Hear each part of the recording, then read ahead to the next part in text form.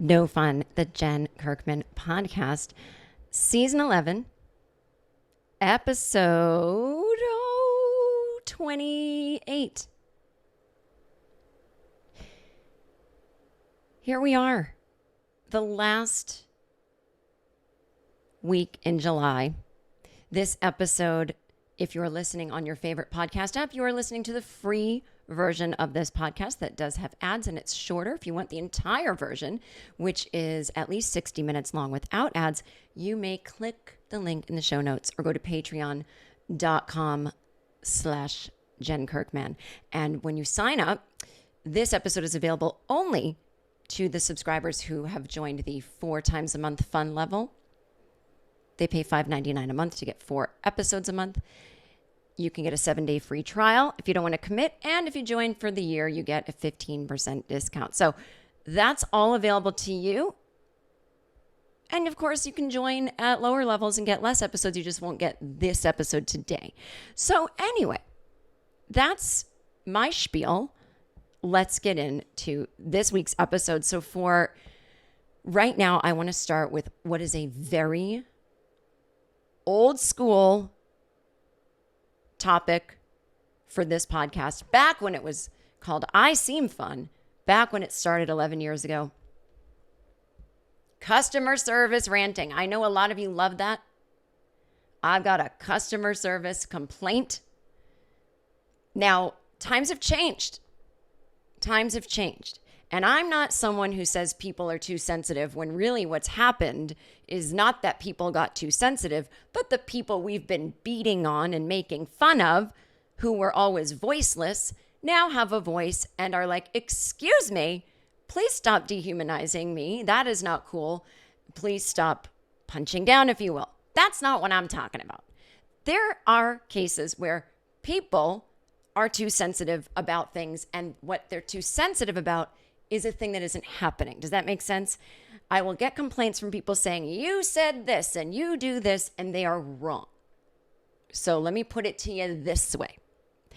When I complain about customer service, why do I do it? Well, because I have ADHD. I like things going a certain way.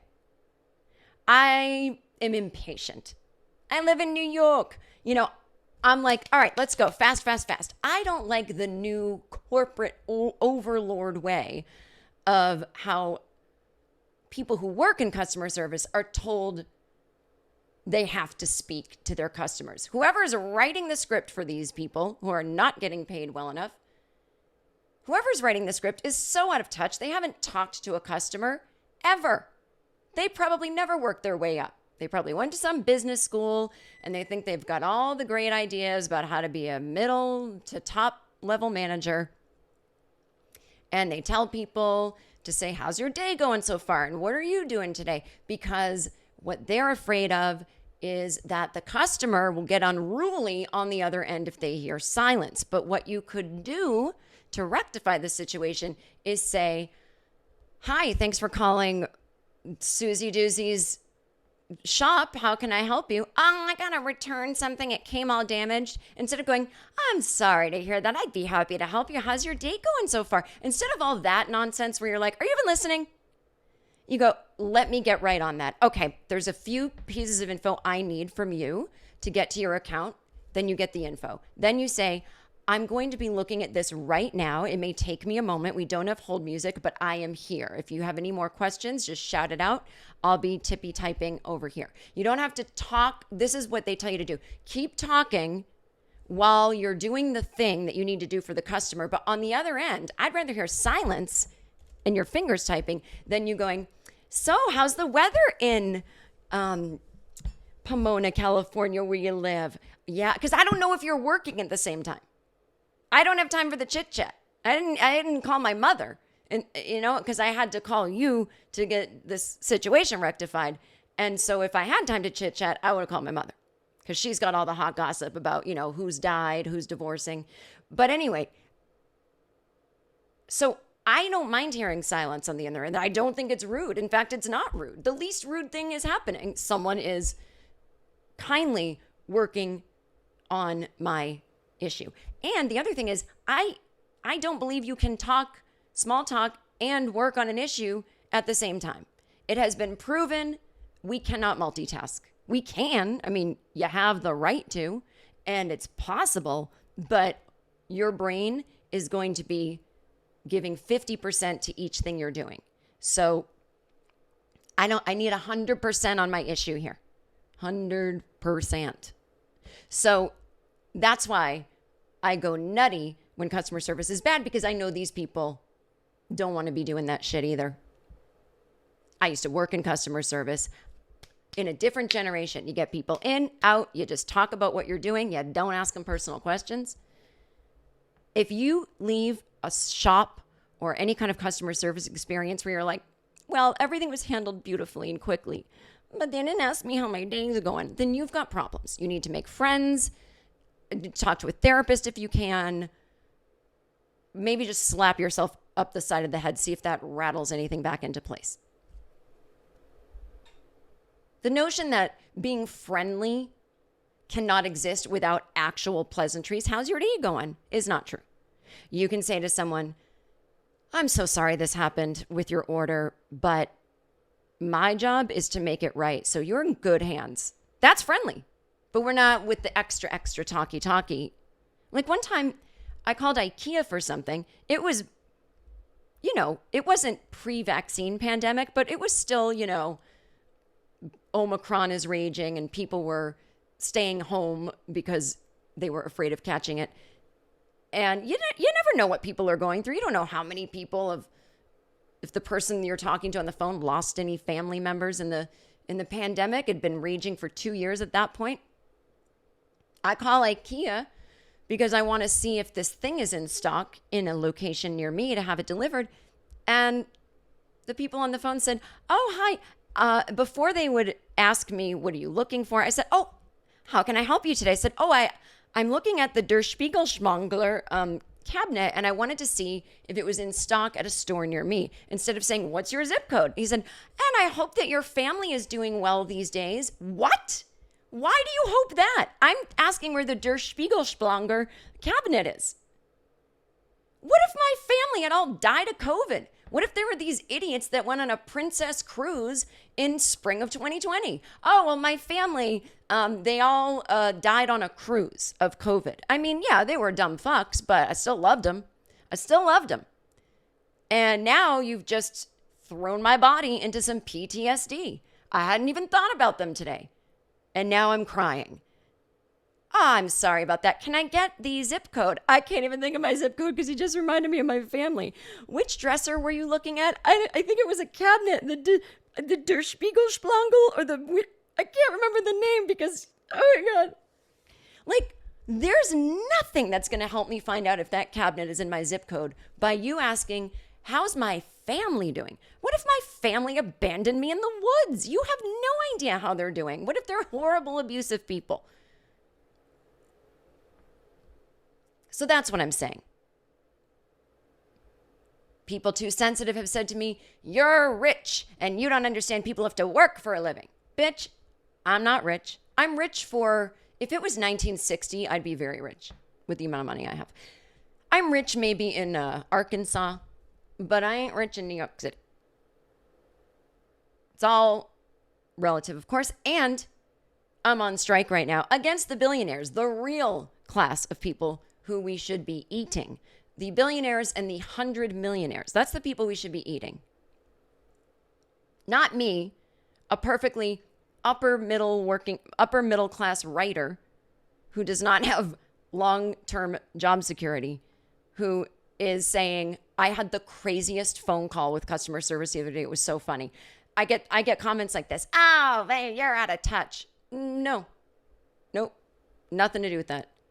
First of all, I called customer service myself. Should that tell you the amount of touch that I am in? It's pretty good. I don't have like 10 assistants. And I was calling IKEA, not Tiffany. And it's not Tiffany's, it's Tiffany. Just so you guys know, it is called Tiffany. Tiffany's would be if there's 2 Tiffany stores next to each other. And I actually don't even think then you would say that. Anywho, so I get those kind of complaints. Or people saying, I can't believe how rude you were to the customer service person. No, I was never rude. I'm so nice. Even if they're driving me batshit, I come here to the podcast to do a reenactment and be like, I'm losing my mind. You know what I mean? Because, listen, I hang out with real people. I talk to people everywhere. People everywhere have complaints about how things run. Trust me, I get complaints all the time about how I'm running the Patreon or what my ticket sales prices were in the past, whether they were too high, which they never were, but, or I'd announce them in advance. Why can't you do this? Always complaining, and never as polite as when I complain about things. So I know that everyone relates to having annoying customer service experiences. I know they do. I'm not unique. But for some reason, if you're in a mood and you hear some podcaster that you know nothing about, you're like, this bitch in the high tower. No. So I didn't have to do all this splaining back in the I Seem Fun days 11 years ago.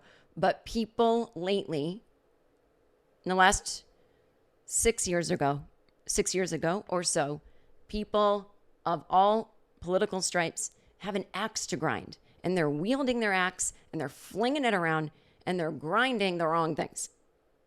Everybody wants to feel special and like, well, I have something to say about this. You don't. That's why I have the microphone and you have the headphones. In this instance, you got nothing to say about the story I'm about to tell you. So with that introduction aside, let's enjoy an old school story. So I'm on the phone with JetBlue. Now, JetBlue, I am loyal to. I don't know why. Their planes are always breaking down. And it's never anything huge. It's never, the brakes aren't working. It's something like the door to the pilot's cockpit has a screw loose. That counts as maintenance. Then they fix it, but then they have to do 17 people have to check it and they sign off and then there's paperwork. So if you're ever waiting for a flight and it's delayed and they say maintenance, it's usually not to do with how the plane stays in the air or lands safely. It's usually some dumb thing, but it all involves someone with a screwdriver coming over, so they call it maintenance. I've learned this by sitting in airports for long amounts of time, and I've talked to people that work at JetBlue or the pilot sitting next to me, and they have explained it usually takes a hot second for them to find someone to come down, and then someone comes down. They usually fix it really quickly, but then there's the paperwork. And that's usually what you're waiting for. If we didn't have to do all the checking and the double checking and the paperwork, the delay would probably be 15 minutes. You never notice. But thank God they do all the checking and the double checking and the paperwork because flying is government regulated. That's something I want the government to regulate. So, God bless our system. But these JetBlue planes, there's always something. But I enjoy the JetBlue cross-country experience. I enjoy the amount of flights per day from all airports. And I have a JetBlue credit card, which gives me 6 points for every dollar spent. Those points go into my JetBlue account. I can buy flights with those points. I haven't paid full price, or I haven't paid for a flight from New York to Boston in years because I got so many points.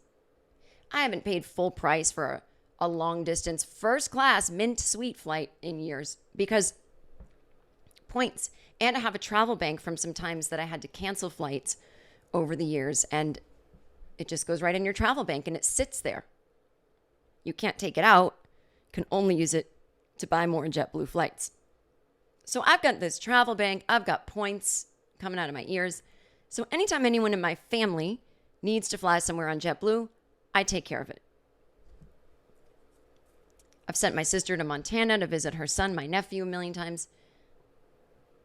My parents come see me in California. I mean, I love doing it. And I'm not going anywhere right now, and my travel bank will expire this year, so I'm just flying everyone everywhere. So I flew my nephew and his wife and their new baby That's right. I'm a great aunt. I'm actually a great aunt twice.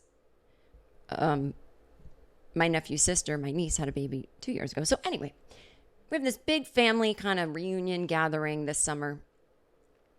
Everybody comes out on my, in my sister's family that she created. And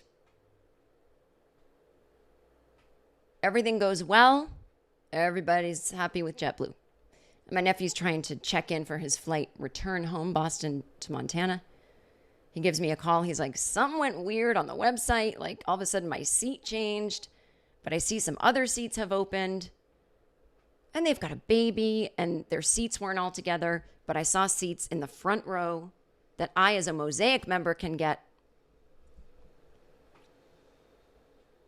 But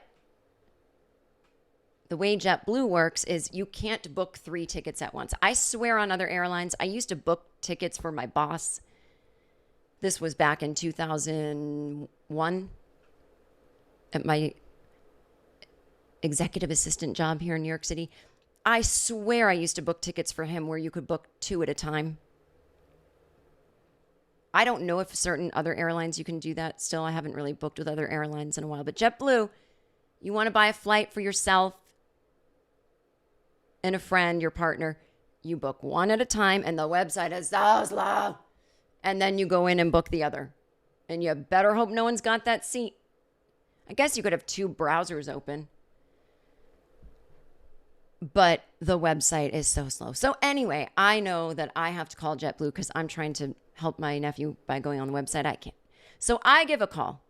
This woman answers, well, thank you for calling JetBlue. Now, everybody on JetBlue works from home. You can hear their cats meowing in the background. You hear it all. I'm grateful that they get to work from home. I hope the cost of not having office space gets rolled back into their salary. I'm sure it doesn't. But I hope they at least enjoy working from home, and that's why they wanted the job. Woman was a sweetheart. She's someone I think to myself, whenever I'm getting frustrated with someone, I think I could small talk her at a Christmas party if I didn't know her. She'd wear a fun sweater. I never say ugly Christmas sweater because there is no ugly Christmas sweater. If it's a Christmas sweater, it's fun. There's no ugly. We don't use that word about Christmas. I don't care. Unless you have fake dog poop and human fake vomit safety pinned on your sweater, I'll call that an ugly Christmas sweater, but that's not Christmas. But if you have, all kinds of bells and bows and snowmen, that's fun. I could talk to someone like this lady. I could hear it in her voice. She probably has some kind of special cookie she makes every Christmas. She probably loves Hallmark movies. She's probably seen the one that I wrote. She just seemed like a nice middle-aged lady. Oh, thank you for calling JetBlue. I can help you. So I know that whatever I'm going to say will not be remembered 1 second later. If I say, hi, I booked 3 flights for my nephew, his wife, and their baby, and they're trying to check in and they're having trouble. Unfortunately, they've been split up in their seats, and I would love to upgrade them to the front row, but I need to do it quickly. So I said something like that. Oh, I'd be happy to help you. And you said you're traveling today? I'm tightening up. I'm like, no, not me. Again, I bought tickets for my nephew, his wife, and their baby. I'm not using that voice either. But she's like, okay, confirmation code. So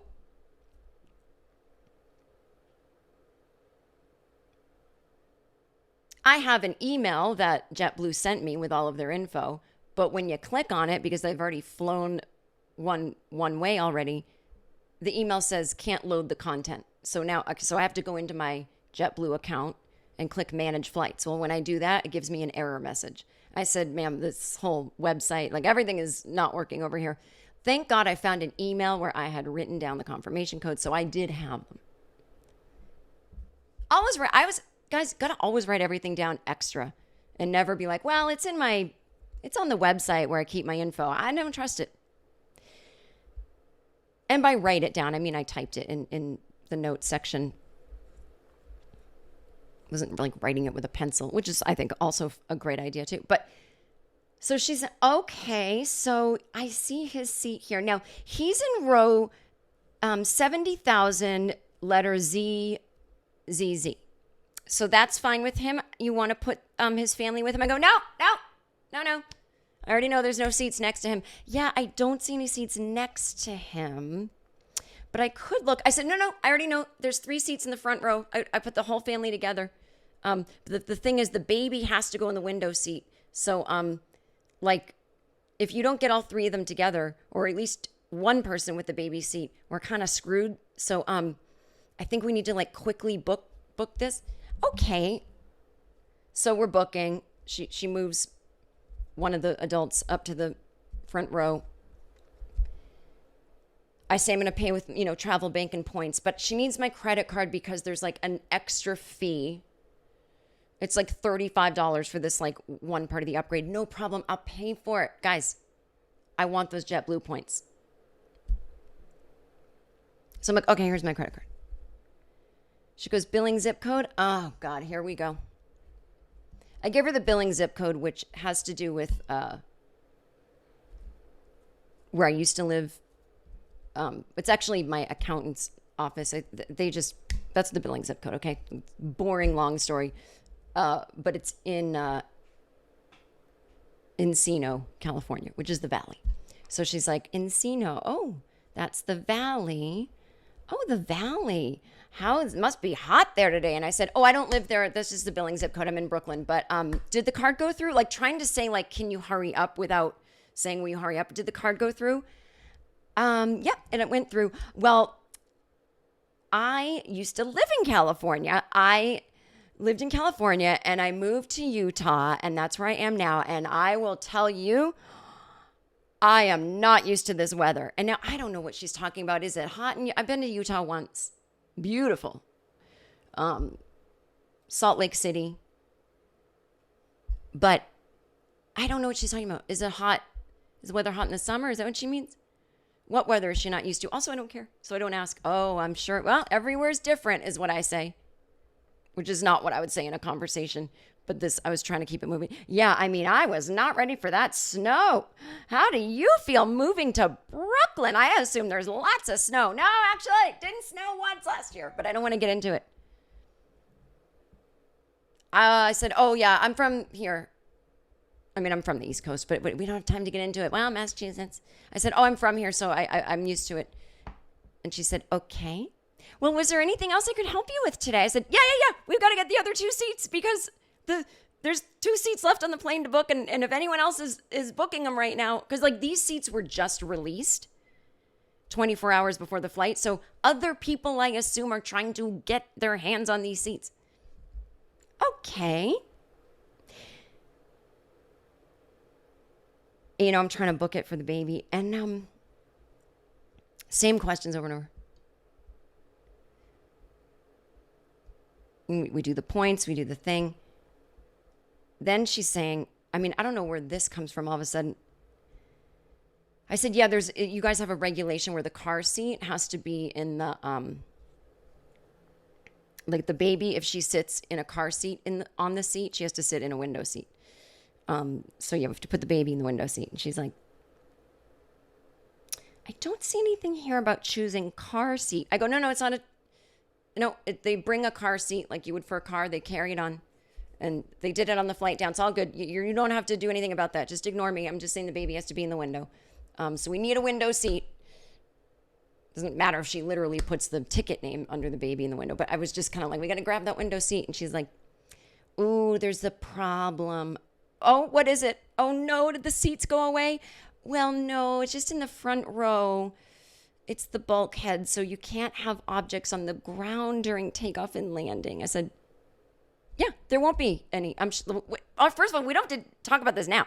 When you get on the plane and you put your bag at your feet and you're rifling through it, the flight attendant will come around and say, okay, we're about to take off. I have to put these above your head. And there's room in the bin above your head, and we're all happy. I said, yeah, they know that. I'll tell them. I said, we just got to really grab that seat, though. She goes, but you mentioned the car seat. Does that go on the ground? I said, no, it goes in the seat, just like in a car. But it goes in the, so that because she's 1, so she can't sit in the chair without a car seat. Oh, I didn't know we offered those. You don't. They bought it. It's their car seat from home. They brought it with it. Okay, isn't that amazing? Oh, she has such a pretty name. Well, who is she named after? Oh my God. Oh my God. We don't have time for this. I said, I'm so sorry. I'm just asking. I don't mean to be rude. Do you see that seat open? I wanted to say, are you working and talking at the same time? But I couldn't. I said, do you see that seat open? I'm looking now. Sorry. She goes, sorry. I just was caught up with thinking about that car seat. She literally admits, sorry, I'm going slow. I was thinking about something else. So then we get 2 seats now. I'd love to grab that third in the same row, but it's not the end of the world if somebody has to sit alone. You know what I mean? So I'm like a little more calm. But guys, I've been on the phone at this point 23 minutes and there's been no issues. Like 23 would imply, oh, the computer keeps crashing. No, just all the talking. And she says, okay. Now, are you from Montana originally? No. Just said I was from Brooklyn.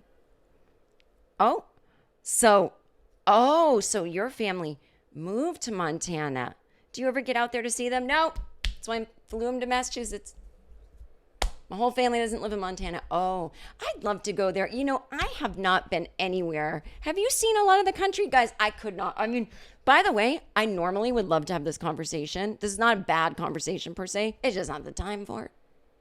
And she goes, oh no, it looks like that seat was taken already. I go, oh no. Oh goodness. I guess you really got to be fast on that stuff, huh? And she goes, oh wait. I forgot I was looking at the wrong seat. No, this is still open. I'm like, oh good. And that's when she's like, yeah, I mean, I've been to Utah from California, which a lot of people haven't even been to Utah. So at least I've been to one of the states that not a lot of people have visited. But I would just love someday, wouldn't you just love to get in a car and drive across the country? I'm like, yes, right now I would. Just drive screaming. My God, I'm sure she's lovely. Maybe she's lonely. Someone's going to write that to me. You're a bitch, she's lonely. People after the pandemic have been isolated. We cannot make fun of customer service anymore. But it finally all worked. And I felt so guilty for the thoughts I was thinking that I said, you have been so helpful. I really can't thank you enough. You kept me calm because I was so worried about getting these seats. And I really just hope you have a wonderful rest of your workday. And she said, oh, that's so sweet. Thank you. I love the feedback. And something about what she said, feedback, hit me. And I'm like, oh boy, I've created a monster. She talked to me for 1/2 of an hour, 30 minutes. And everything worked out fine, but I didn't know that for 30 minutes. It's like I don't know, like my adrenaline was up as though I was walking through a haunted house. Like, oh my God. And now I've told her how great she is. She said, thanks for the feedback. She's going to go do that to the next person. Some poor fool calling, going, I got to book this ticket. I'm about to miss my flight. I need to get on the next flight. There's 1 seat left. Help. She's going to be like, I was just talking to this wonderful girl from Brooklyn. And I was saying, would you ever just want to drive across the country? Maybe you could do that instead of get on your flight. I mean, I have encouraged this woman. And now y'all are going to have to deal with her. Okay, until next week, have fun. If you want the rest of this episode, you know where to go. Patreon.com/Jen Kirkman.